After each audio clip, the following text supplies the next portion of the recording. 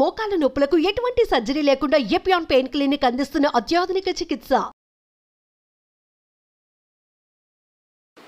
ఈ నువ్వులు ఎంత అద్భుతమైనటువంటి, ఇప్పుడు ప్రతి ఒక్క క్యాన్సర్ పేషెంట్కి నా దగ్గరికి వచ్చే వాళ్ళకు వారానికి ఒక్కసారి నువ్వుల లడ్డు తినండి అని చెప్తే 6 వారాల్లోనే వాళ్ళ క్యాన్సర్ కూడాను ఉపశమనం కావడం మొదలుపెట్టింది. అది ఎన్ని క్యాన్సర్ పేషెంట్లో నాకు లెక్కలేదు. ఇప్పుడు blood cancer, bone cancer, lung cancer, గర్భకోశం క్యాన్సరు, ఈ క్యాన్సరు, ఆ క్యాన్సర్, ఏదేదో పేర్లు 30 రకాల క్యాన్సర్లు పేర్లు పెట్టుకొని ఉన్నారు. ఏ రకాల క్యాన్సర్లు పేర్లు పెట్టుకున్నా మీరు వారానికి ఒకసారి నువ్వుల లడ్డు మీరు మీ పిల్లలు తింటుంటే ఏ క్యాన్సరు మీ దగ్గరికి రమ్మన్నా రాదు. ఇది నువ్వుల గ్యారెంటీ.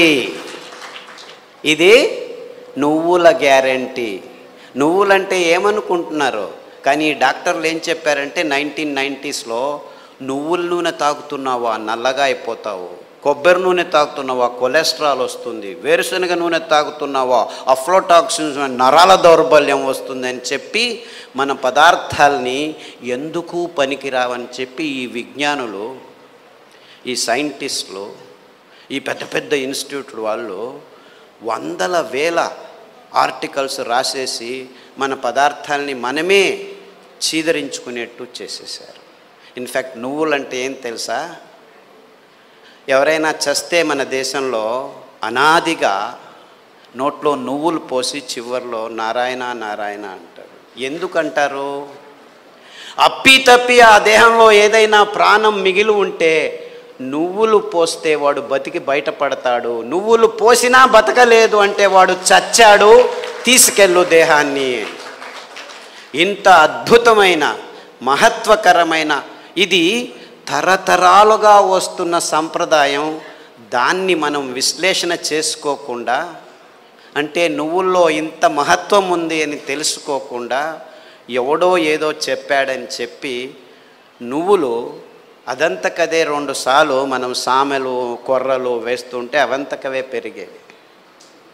ఇంత అద్భుతమైన పదార్థం. ఏ చర్మ రోగమైనా నువ్వుల నూనె రాస్తే మాయమవుతుంది.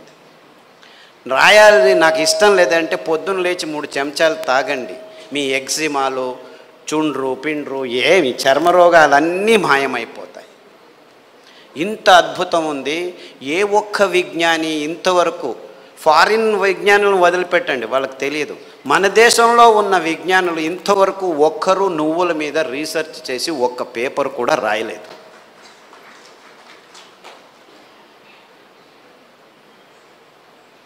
అంటే ఒక్కరు కాదు, వందల వేల మంది మైగ్రేన్ హెడేక్స్ ఉన్న వాళ్ళు ఈ నువ్వుల్ని, ఇంకా నేనేమి చెప్పట్లేదు మీకు, మరి నువ్వుల గురించే చెప్తున్నాను. నువ్వులు ఎలా పెరుగుతాయి? ఊరికి అలా పారేస్తే పెరుగుతాయి. ఇంత అద్భుతమైన పదార్థం నువ్వుల నూనె. ఏ పార్శ్వవాయువు వచ్చినా, ఏ లక్వా వచ్చినా, ఏ నరాల దౌర్బల్యం ఉన్నా వారానికి 3 సార్లు మీరు నువ్వుల నూనె 2 చెంచాలు ఉదయం తాగితే మీ నరాల దౌర్బల్యాలన్నీ అలా మాయమైపోతాయి. పార్కిన్సన్స్, నువ్వు నా భార్యవా? ఎప్పుడు పెళ్లి చేసుకున్నాను నేను నిన్ను? మరుపు రోగం అంట అందరికీ, పార్కిన్సన్స్, ఆల్జైమర్స్. అంటే మర్చిపోతాడు వాడు వాడేవాడని తెలియదు వాడికి. అలాంటి రోగులు నా దగ్గరికి వస్తే, ఇప్పుడు అమెరికాలో అందరికంటే భయపడే రోగం ఇదే.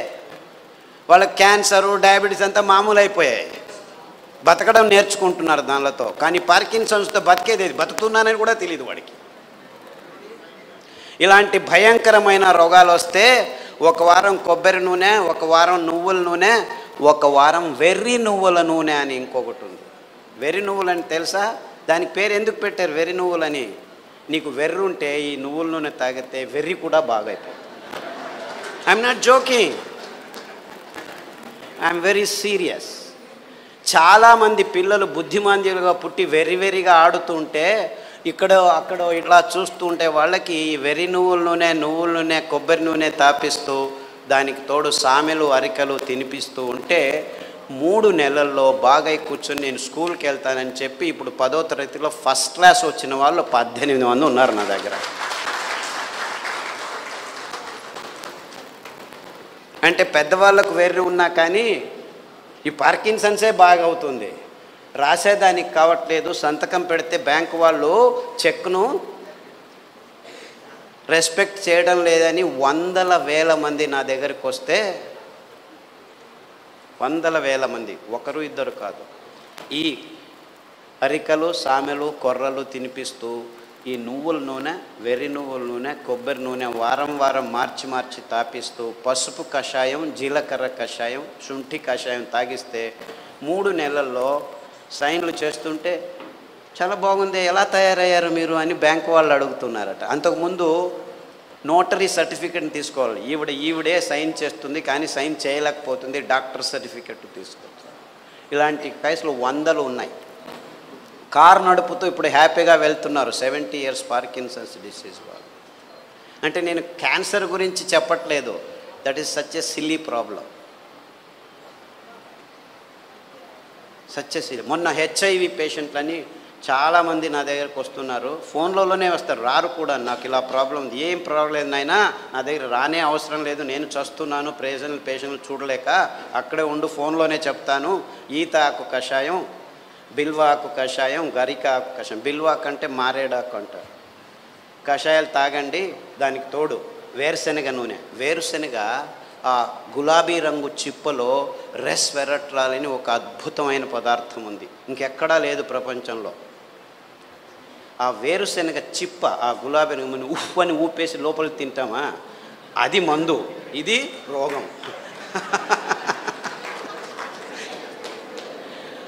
ఆ ఊపకుండా ఆ గులాబీ రంగు ఆ చిప్పను ఒక 10 గింజలు నానబెట్టి మొలకొస్తుంది, ఈజీగా బయటకు వస్తుంది, దాన్ని తీసుకొని తిను. దానికి తోడు వేరుశెనగ నూనె తాగితే అందులోనూ రెస్వెరట్రాల్ ఉంటుంది.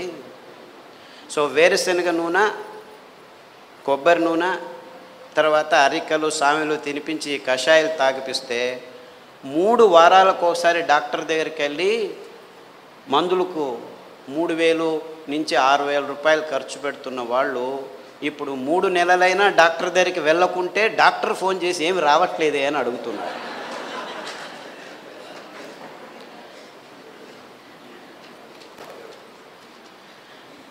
అంటే ఆ ఈత ఆకులో, ఆ మారేడు ఆకులో, ఆ గరికలో ఎంత అద్భుతమైన విషయాలు ఉన్నాయని ఎవరూ చెప్పేదానికి ముందుకు రావట్లేదు. వందల మంది. సో నాకు ఎక్కడ లేని సంతోషం, ఈ అరికల్లో, సామెల్లో, ఊదుల్లో, కొర్రల్లో, గ్యాంగ్రీన్ పేషెంట్లు అది ఎంతమందికి బాగు చేశానో నాకు లెక్కనే లేదు నాకు. I have no count. రేపు కాల్ కట్ చేస్తారంటే డాక్టర్ ఖాదర్ చెప్పాడు, చామంతి పూల కషాయం, ఆకుల కషాయం తాగండి, గడ్డి చామంతి అని ఇంకొక ఆకు ఉంది, దానికి కషాయం తాగండి, సామెలు వారంలో 3 రోజులు తింటూ మిగిలిన ధాన్యం ఒక్కొక్క రోజు తింటే 6 వారాల్లో గాయం బాగైపోయి 6 నెలల్లో 6 కిలోమీటర్లు నడుస్తున్నాను డాక్టరు, ఎంత హ్యాపీగా ఉన్నానని ఫోన్లు చేసి నా దగ్గర రావాల్సిన అవసరం లేదు బాబు, నేను మిమ్మల్ని చూడలేను. ఫస్ట్లో 100 మందికి నేనే గాయం బాగు చేసి క్లీన్ చేసి అంతా చేసి బాగు చేసి, ఇప్పుడు నా దగ్గర రావద్దండి మీరే చేసుకోండి అని చెప్పేసి ఫోన్లలోనూ యూట్యూబ్లోనూ పుస్తకాల్లోనూ రాసేస్తే ఇప్పుడు ప్రతిరోజు ఇంకా ఫోన్లు బాగలేదని చెప్పి ఫేస్బుక్లో వాళ్ళే రాసుకుంటాను, వీడికి ఎందుకు చెప్పడం అనవసరం అని.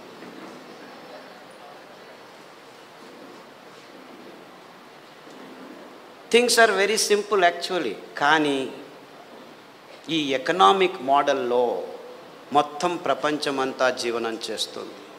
విజ్ఞానం కూడా ఎకనామిక్ మోడల్కి వచ్చేసింది. ఎంత భయంకరమైన అసత్యాల్ని విజ్ఞానికము వైజ్ఞానం అని చెప్పేదానికి పాలు అనే ఒక పదార్థమే చాలు. పాలంటే ఏమిటి? ప్లాస్టిక్ సంచుల్లో 10 రోజులు కోల్డ్ రూమ్లో పెట్టి హోమోజినైజ్ చేసి పాస్చరైజ్ చేసి చిన్నపిల్లల నోట్లోకి ప్లాస్టిక్ బాటిల్లో ప్లాస్టిక్ నిపుల్స్తో పెడుతున్నది పాలనుకుంటున్నారా మీరు? పాలంటే తల్లి తన స్తనం నుంచి నేరుగా పాప నోటికి అందించే అద్భుతమైన అస్థిర పదార్థం. అంటే నేరుగా ఇంకా మధ్యలో ఏం ఉండకూడదు, నో ప్రాసెసింగ్, నథింగ్. అది మనిషి కావచ్చు, ఆవు కావచ్చు, పులి కావచ్చు, ఏనుగు కావచ్చు. పాలు నిర్వచనం ఇది. కానీ విజ్ఞానం పుస్తకాల్లో ఏం రాసుకుని కూర్చున్నాం మనం? పాలు పరిపూర్ణ ఆహారం అని అందరూ పాలు తాగడం మొదలుపెట్టారు.